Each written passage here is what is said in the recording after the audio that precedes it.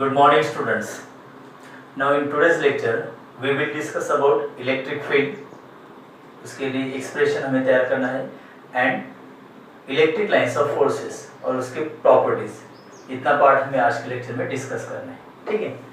No पहले electric field का मतलब क्या होता है हमें पता है। इलेक्ट्रिक चार्ज, सपोज यहाँ पर एक इलेक्ट्रिक चार्ज हम कंसिडर करते हैं plus Q, it is positive charge. For example 10 coulomb, ये बहुत बड़ा चार्ज होता है यहाँ पर। 10 कूलम का मतलब वैसे माइक्रो कूलम मिली कूलम में होता है, लेकिन यहाँ पर ज़्यादा चार्ज हम कंसिडर करते हैं। सपोज 10 कूलम यहाँ पर पॉइंट चार्ज है, ठीक है। तो अराउंड इट एक स्पेस तैयार हो जाता है, that is known as electric field. इस इलेक्ट्रिक फील्ड मतलब क्या होता है? Consider a unit positive charge, it is denoted by Q0, that is unit positive charge, unit positive charge, also known as test charge, because ये बहुत इसका magnitude बहुत कम होता है। Unit positive charge for example लेते हैं हम 1 कूलम, तो compare to 10 coulomb it is very small, okay. So unit positive charge यहाँ पर, अब ये टेस्ट चार्ज क्यों कहते हैं इसको? Because of this unit positive charge we can identify where there is electric field or not, इसलिए that is also known test charge. Now positive unit charge होता है, तो यहाँ पर भी इसके अराउंड एक कुछ इलेक्ट्रिक फील्ड होगी, उसका भी इफेक्ट होगा, ओके। नो दोनों चार्जेस पॉजिटिव है, दोनों के बीच फोर्स कौन सा होगा? Repulsive force. लेकिन यहाँ पर Q0 पॉइंट हमने इस इलेक्ट्रिक फील्ड के बाहर कंसिडर किया है, beyond the electric field of Q। तो यहाँ पर कुछ भी फोर्स नहीं होगा, फोर्स ऑफ रिपल्शन नहीं एक्सर्ट होगा। सपोज ये यूनिट पॉजिटिव चार्ज हमें इस इलेक्ट्रिक फील्ड के अंदर लाते हैं यहाँ तक, सपोज ये A पॉइंट है प्लस Q0। अब ये पॉइंट इस इलेक्ट्रिक फील्ड के अंदर है, तो यहाँ पर फोर्स ऑफ रिपल्शन एक्सपीरियंस होगा, so that if you hold this charge and then set free, the charge Q0 will move outside of this electric field because of repulsion force। तो इसका मतलब यहाँ पर इलेक्ट्रिक फील्ड है due to charge Q। अगर हम Q0 charge को यहाँ पर A के जगह पर B पॉइंट पर लाते और close to the unit positive charge यहाँ पर लाते, तो डिस्टेंस कम हो जाएगा। अगर डिस्टेंस कम हो जाता है तो B पॉइंट पर यूनिट पॉजिटिव चार्ज पर बहुत ज्यादा फोर्स एक्सपीरियंस होगा, because we know that electrostatic force is inversely proportional to R square. जितना डिस्टेंस कम होगा electrostatic force of repulsion unit positive charge पर ज्यादा होगा, इसलिए फोर्स ऑफ रिपल्शन ज्यादा होगा, ठीक है। तो B पॉइंट, तो दोनों पॉइंट पर A और B पॉइंट पर अगर हम यूनिट पॉजिटिव चार्ज लाते हैं तो इसके ऊपर रिपल्सिव फोर्स एक्सपीरियंस होगा और ये दोनों बाहर चले जाएंगे from the electric field. Now अगर हम यूनिट नेगेटिव चार्ज लाते हैं माइनस Q0, अगर माइनस Q0 इस इलेक्ट्रिक फील्ड के बाहर है तो इसके ऊपर कुछ भी फोर्स एक्सपीरियंस नहीं होगा।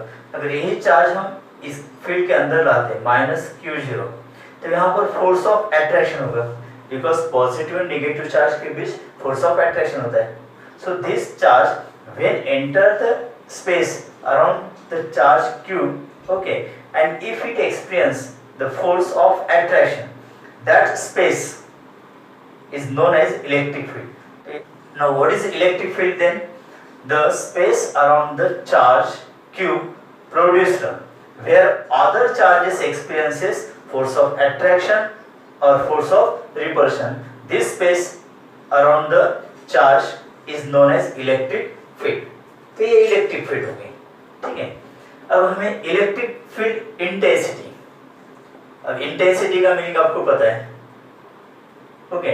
जैसे देखिए एक क्वेश्चन A पॉइंट और B पॉइंट, पहले हम यूनिट पॉजिटिव चार्ज को A पॉइंट पर लाते हैं, ठीक है, देन बाद में B पॉइंट पर लाते हैं। तो मुझे बताइए कौन से पॉइंट पर ज्यादा फोर्स ऑफ रिपल्शन एक्सपीरियंस होगा, A या B?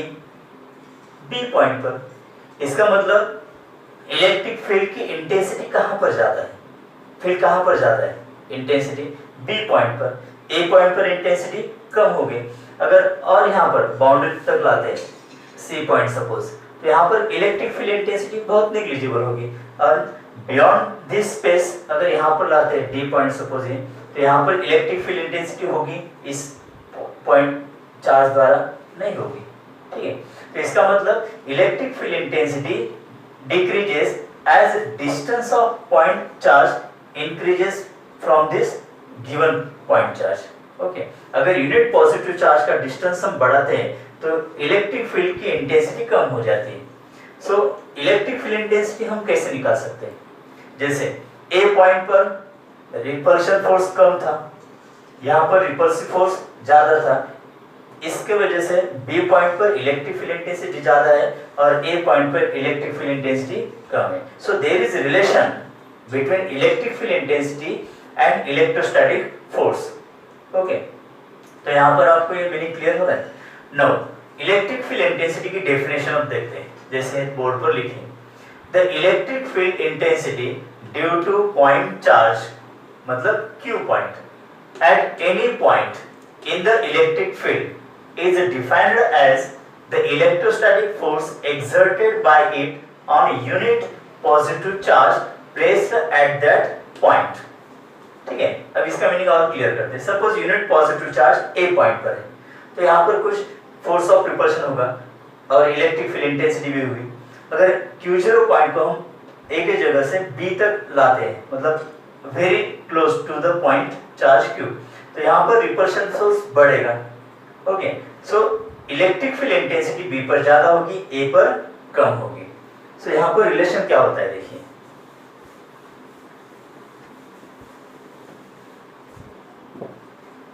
according to definition, electric field intensity is equal to the electrostatic force exerted per unit positive charge। जैसे इस डायग्राम में देखिए, Q0 यूनिट पॉजिटिव चार्ज या टेस्ट चार्ज ए पॉइंट पर रखा है, जिसका डिस्टेंस कितना है r from the point charge Q। अब ये unit positive charge electric field के अंदर है और ये electric field produced by this unit positive charge, तो यहाँ पर फोर्स ऑफ रिपल्शन होगा। So this is vector F। Okay, and A point पर इलेक्ट्रिक फील्ड इंटेंसिटी कितनी होगी? According to definition vector E is equal to vector F upon Q0। Let this is equation number 1। Okay, now from this equation SI unit क्या हो सकता है electric field intensity का? SI unit is force का unit newton पर charge का unit coulomb, newton पर coulomb, ये इसका SI यूनिट होता है। ठीक है, अब यहाँ पर हम इलेक्ट्रिक फील्ड इंटेंसिटी के लिए इक्वेशन तैयार कर सकते हैं आप। जैसे ए पॉइंट पर यूनिट पॉजिटिव चार्ज है एट डिस्टेंस r, तो यहाँ पर फोर्स कितना होगा? According to Coulomb's law that vector F is equal to 1 upon 4 pi epsilon naught k। Suppose this unit charge is placed in a medium whose permittivity is epsilon and it is written as epsilon naught k। हमें पता है कि जैसे air, vacuum और free space के लिए k की value क्या होती है? 1, तब epsilon is equal to epsilon 0। अगर अदर मीडियम में रखते हैं हम यूनिट पॉजिटिव यूनिट चार्ज, तो उसके लिए डायरेक्टिव कांस्टेंट k होता है। तो ये इक्वेशन जनरल है। इनटू चार्जेस, पॉइंट चार्ज का magnitude Q into unit positive charge Q0 divided by दोनों के बीच distance r square into unit vector. This is in the form of vector form. Okay, so this is equation number 2।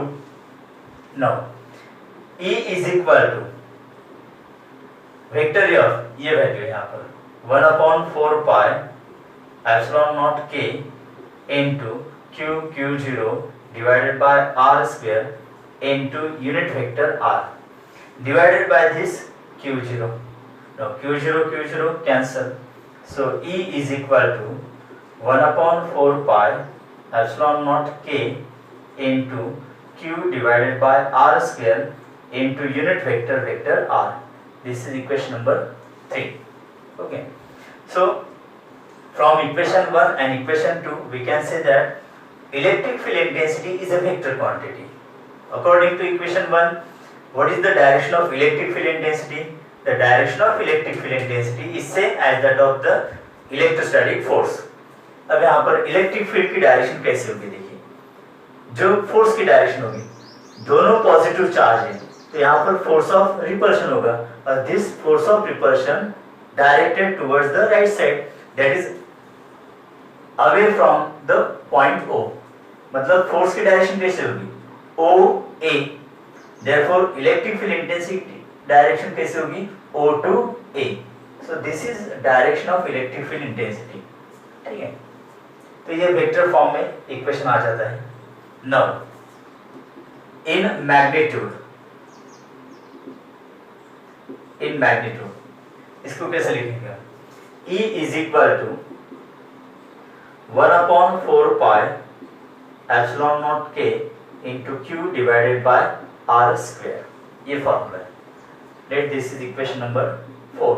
Okay, अब for air, vacuum and free space,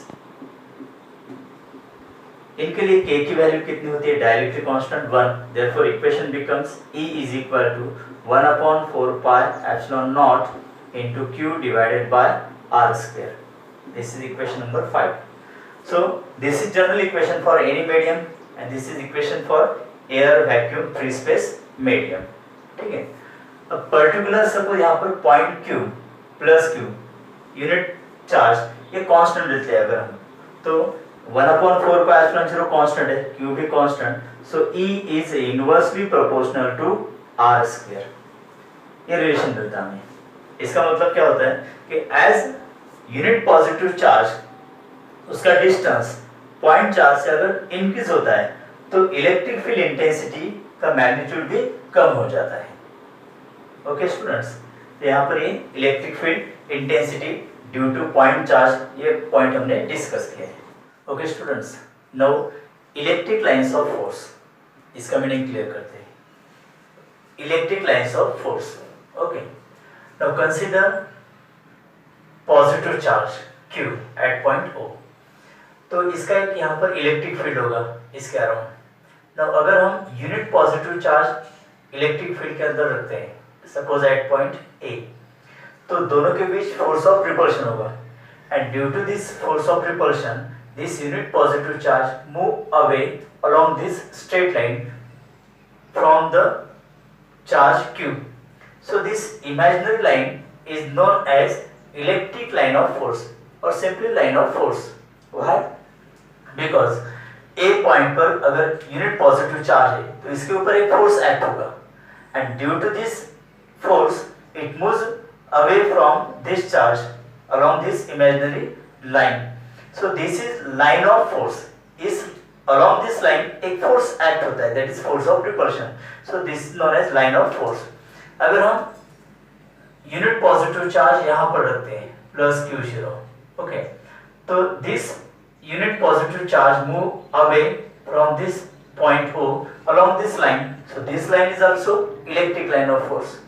अगर हम यहाँ पर unit positive charge रखते हैं around the charge Q, okay, all these are unit positive charge. अगर हम उस फ्री छोड़ देते हैं तो ये unit positive charge will move away from the point O in all possible directions. So these are electric line of force. So the path along which unit positive charge moves is called line of force. It is imaginary line and this concept is given by the scientist Faraday, Michael Faraday. Okay, so what are different characteristics or properties of these electric lines of force? So we will discuss one by one. Number 1, the lines of force originate from positive charged conductor and ends on negative charged conductor. ठीक है, जैसे यहाँ पर एक diagram the, this is spherical charge conductors.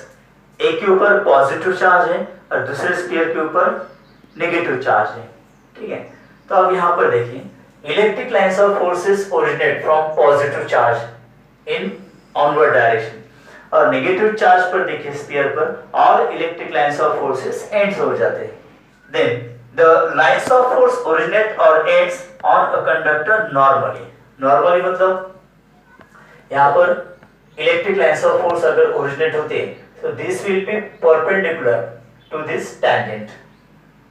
Suppose यहाँ पर sphere है, ठीक है, पॉजिटिव चार्ज स्फीयर, तो इलेक्ट्रिक लाइंस ऑफ फोर्स यहाँ से ओरिजिनेट होती है and that is always normal to the surface.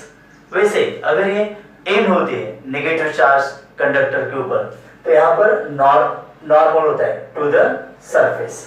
So always electric lines of force originate normally to the surface and also ends normally to the surface. Next, the lines of force neither intersect nor meet each other. मतलब यहाँ पर this is one electric lines of force, this is another electric lines of force. तो इस तरह से ये intersect नहीं होते, they do not intersect, never intersect or meet each other. Number 4, the lines of force do not pass through conductor but is passes through insulator. Suppose यहाँ पर this is spherical conductor, okay, metallic sphere है. Suppose यहाँ पर एक electric lines of force है, तो this electric lines of force cannot pass through this conductor because electric lines of force मतलब यहाँ पर unit positive charge होता है. अगर ये surface पर आ जाता है तो we know that metallic surface is fully it consist of free electrons, तो इसको न्यूट्रलाइज होने के लिए इलेक्ट्रॉन्स मिल जाता है easily, so it neutralize on the surface, so it does not pass through the conductor. But in case of insulator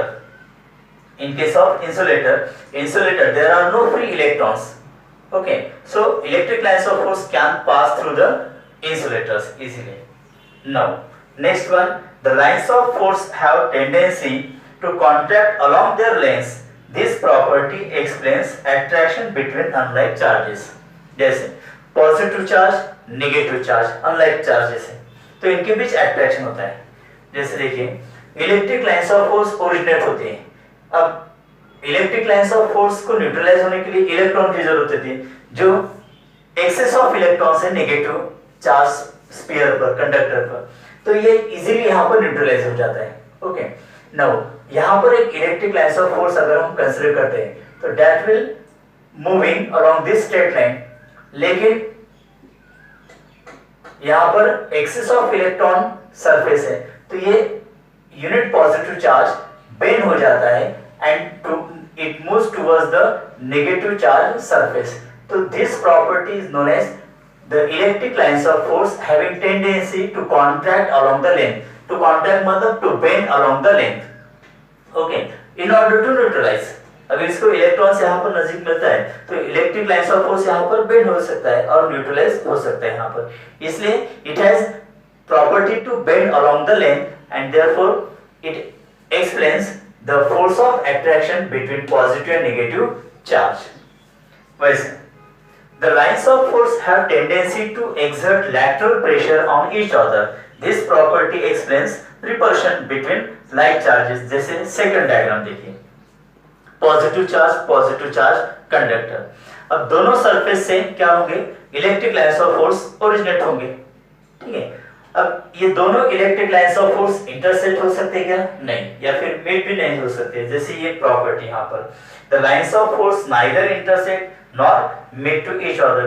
therefore अब क्या होगा, ये दोनों इलेक्ट्रिक लाइंस ऑफ फोर्स अगर इंटरसेक्ट नहीं हो सकते तो ये एक दूसरे के ऊपर लैटरल प्रेशर एक्सर्ट करते हैं. So they exert lateral pressure so that they do not attract each other, that's why they repel each other. तो इस लैटरल फोर्स की वजह से दोनों लाइक पॉजिटिव चार्ज के भीतर फोर्स ऑफ रिपल्शन जनरेट होता है, ठीक है. Now, magnitude of electric field intensity is proportional to number of lines of forces per unit area of the surface. जैसे यहाँ पर एक सरफेस हम कंसीडर करते हैं, सपोज यहाँ पर एक सरफेस है, यूनिट एरिया, ठीक है. देखिए यहाँ पर how many electric lines of forces passes now 1 2 3. अगर यही सरफेस हम डिस्टेंस बढ़ाते हैं from this charge conductor sphere, okay, तो अब इसमें से दो ही इलेक्ट्रिक लाइंस ऑफ फोर्सेस पास हो जाते हैं। तो इसका मतलब क्या होगा कि इलेक्ट्रिक फील्ड इंटेंसिटी इस जगह पर ज्यादा होगी और यहाँ पर इलेक्ट्रिक फील्ड इंटेंसिटी कम हो जाती है। तो इसका मीनिंग क्या होता है कि what is electric field intensity, then it is equal to the number of electric lines of forces passing normally to the surface। तो सपोज A पोजीशन है यहाँ पर और यहाँ पर B पोजीशन है, तो A पोजीशन पर थ्रू द गिवन एरिया ज्यादा इलेक्ट्रिक लाइंस ऑफ फोर्सेस पास होते हैं, तो यहाँ पर इलेक्ट्रिक फील्ड इंटेंसिटी ज्यादा होगी और यहाँ पर कम होगी। इसका मीनिंग ये होता है that is electric field intensity is large, lines of force are crowded, मतलब थ्रू द गिवन एरिया अगर ज्यादा electric lines of forces crowded pass हो जाते हैं तो वहां उस एरिया में इलेक्ट्रिक फील्ड इंटेंसिटी ज्यादा होगी। एंड E इज स्मॉल, मतलब electric field intensity is small, lines of force are widely separated. Then in a uniform electric field lines of force are parallel to each other and equally spaced. Suppose there is a metal plate, okay, and which is positively charged, ये positively charged है। तो हमें पता है कि electric lines of forces originate normally to the surface, right, और यहाँ पर नेगेटिव चार्ज प्लेट है, यहाँ पर नेगेटिव चार्ज मतलब excess of electron, positive charge deficiency of electron, okay. तो electric lines of forces originate होते हैं from positive charge and they end on negative plate। तो यहाँ पर electric lines of forces are parallel to each other and equispaced, so this is known as uniform electric field, okay, this is uniform electric field. अगर electric lines of forces parallel नहीं है तो that is non uniform electric field. जैसे यहाँ पर देखिए positive charge, these electric lines of forces are originated radially outward, so they are not parallel, so this is non-uniform electric field, okay. Negative charge पर वही electric lines of forces and हो जाते हैं, that is radially inward, so this is also known uniform electric field, okay students, right.